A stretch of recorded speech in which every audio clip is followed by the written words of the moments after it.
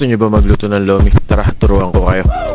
Tara, hugasan muna natin itong Mickey. Dahil nga maalat to, kaya hugasan muna natin siya maigi. Ang gagamitin ko nga Mickey dito ay sumatataba. Pwede rin naman yung manilipis, depende naman sa gusto nyo yan. 4 na beses ko siya hinugasan para sigurado tayo mawala talaga yung alat sa kanya. Ngayon naman, mag-iiwan na tayo ng mga pamparomatics niya. Siyempre, meron dyan sibuyas, bawang. Tapos mag-iiwan na rin tayo ng mga panahog, ng carrots. Itong carrots, hiwain lang natin siya ng pahaba para mas maganda. Parang pampansit ba? Kasi nga lomi ito, diba? Tapos natin maghiwa ng mga carrots na to. Isusunod na natin itong repolyo. Hiwain lang natin siya na malilipis. Or depende sa inyo na pahaba. O kasi ginawa ko pahaba-haba lang yan. Ay, pahaba at hindi pala pahaba. Ayan, tignan nyo na lang sa video anong klaseng hiwa yung ginawa ko. Kayain nyo na lang.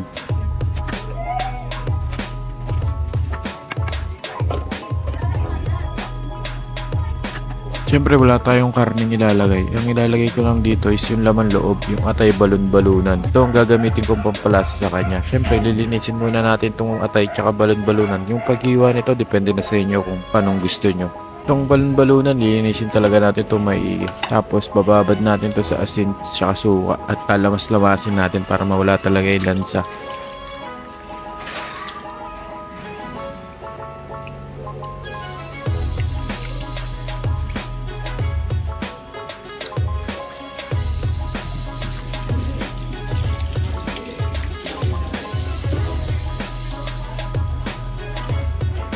Siyempre pagtapos natin sa mga hiniwa at nugasan natin ay magpapakulo na tayo ng itlog ng pugo. Lalagyan ko kasi ng itlog ng pugo para mas dumami yung sahog niya.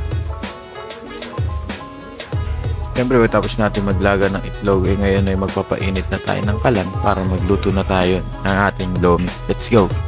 Pagluto nitong lomi, simpleng-simple lang naman to. Wala namang komplikadong ingredients na nilalagay dito. Kaya subukan nyo na rin magluto dahil lahat naman ng ingredients na ilalagay ko is mabibili nyo lahat sa palengke. Syempre gagawin na nga natin is magigisa na tayo ng sibuyas, bawang.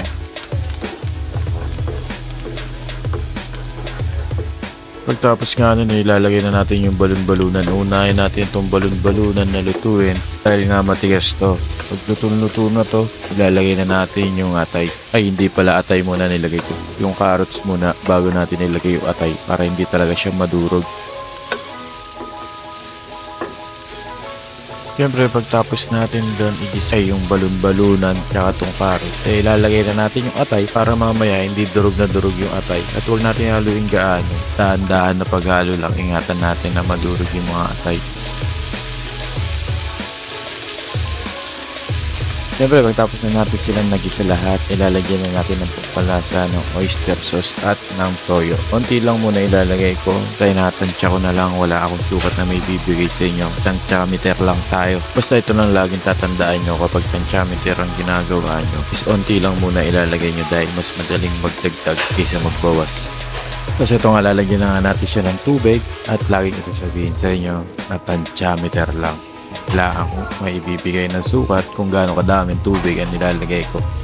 Bagay iniisip ko na lang kung gaano ba kadami itong sabaw na pwede kong ilagay dito sa kanya.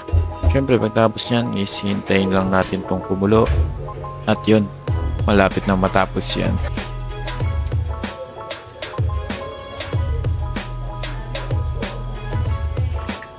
Siyempre kumukulo na nga at ilalagay na natin yung mga Mickey natin na hinugasan.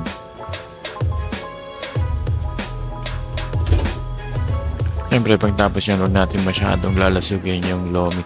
Gagawin na natin dyan is lalagyan na natin siya ng mga panahog. At lalagyan na rin natin siya ng mga pampalasa. Nilagay ko nga pala ng pampalasa dito is white pepper, onion powder, tsaka chicken powder. Ayun lang ang mga nilagay ko, hindi ako naglagay ng pork cubes or chicken cubes.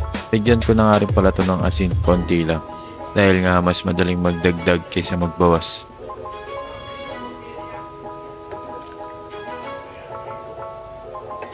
Siyempre alam nyo naman pag lomi Batangas medyo malapot, so lalagyan natin siya ng slurry ng cornstarch at butter mixture para mamapot-lapot siya. Ako depende naman sa lapot kung gaano kalapot yung gusto nyo. Sa akin yung katamtaman lang, hindi yung masyadong malapot dahil nga pag ininit-init nyo yan is lalapot at lalapot pa yan.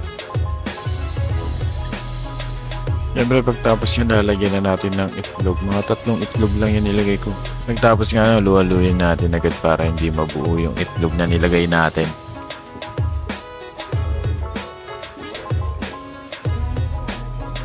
Ngayon naman nilalagay ko na yung cabbage. Nilagay ko siya sa uli para hindi nga siya malasag-lasag dahil mas masarap to yung medyo malutong-lutong pa kung kakainin mo.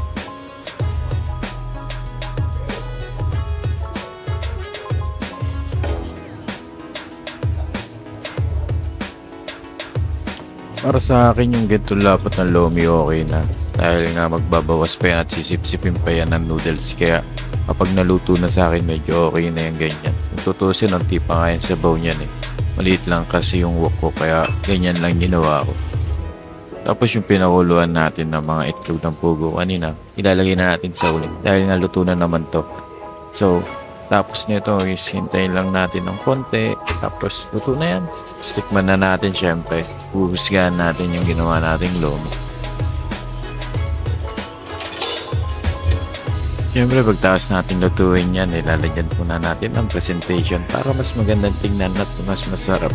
Naman ako marunong mag-plating, sinusubukan ko lang naman yung kaya kong gawin. Kaya tara, eto panoorin nyo na lang muna ito.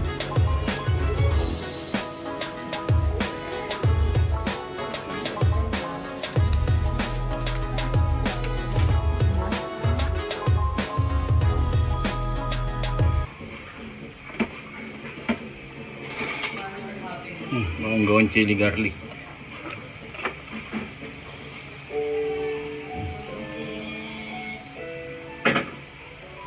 Marati itong lomi.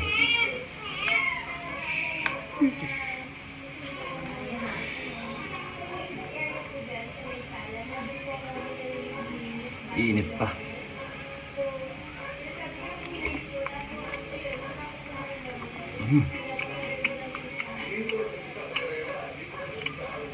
Nalo.